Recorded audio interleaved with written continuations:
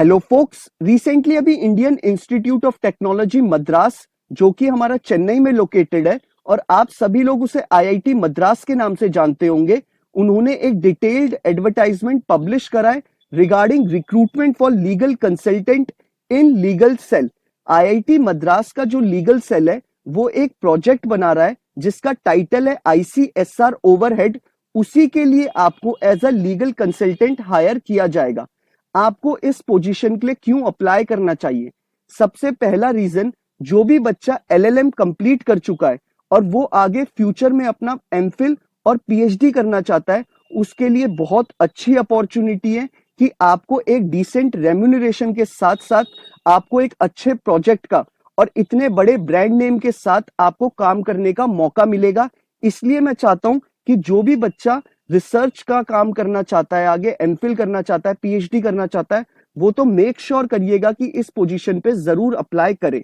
Second reason कि वो जो बच्चों ने एलएलबी कंप्लीट कर ली है वो लोग भी इसे जरूर अप्लाई करें। रीजन, क्योंकि अगर आपको रेज्यूमे में इतना अच्छा ब्रांड नेम मिलता है और साथ ही साथ आप किसी लॉ फर्म में या फिर किसी पब्लिक सेक्टर अंडरटेकिंग, जिसको आप लोग पीएसयू के नाम से जानते होंगे, उसमें अप्लाई करते हैं, तो फाइनल स्टेज में जब आपका इंटरव्यू होता है तो आपको आपके रेज्यूमे को अपर एज मिलेगा बाकी सभी कैंडिडेट से, क्योंकि आपका रेज्यूमे में एक बहुत बड़ा ब्रांड नेम है और साथ ही साथ आप एक अच्छे प्रोजेक्ट का पार्ट रहे हैं जिसमें आपने काम करा है।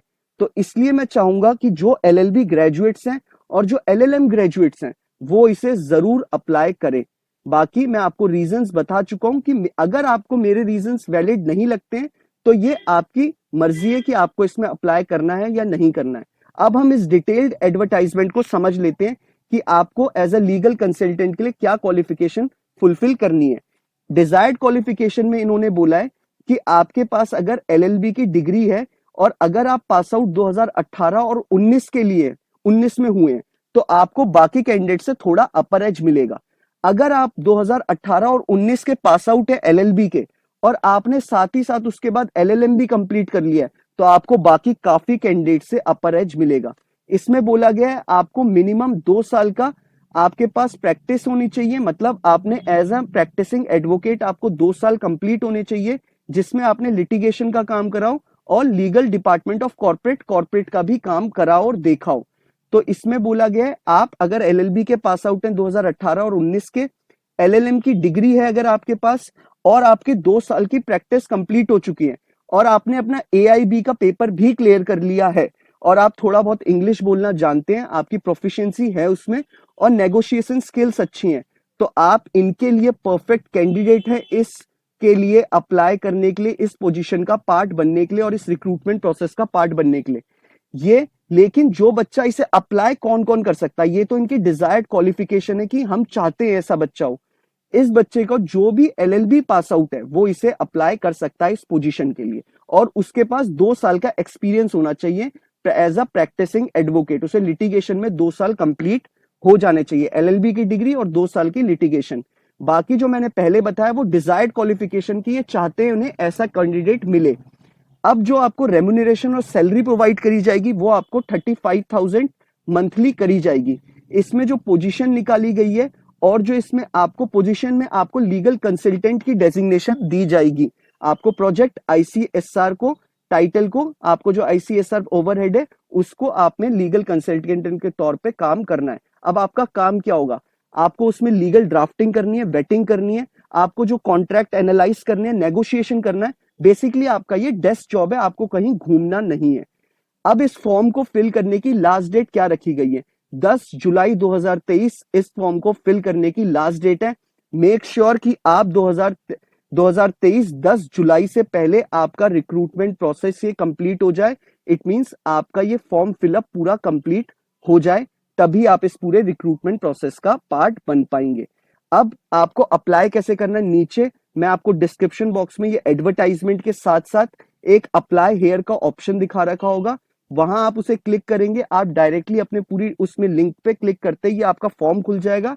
आप अपनी पूरी डिटेल्स सबमिट करके, डिटेल्स भर के और सबमिट करके तभी आप इसका पार्ट बन पाएंगे।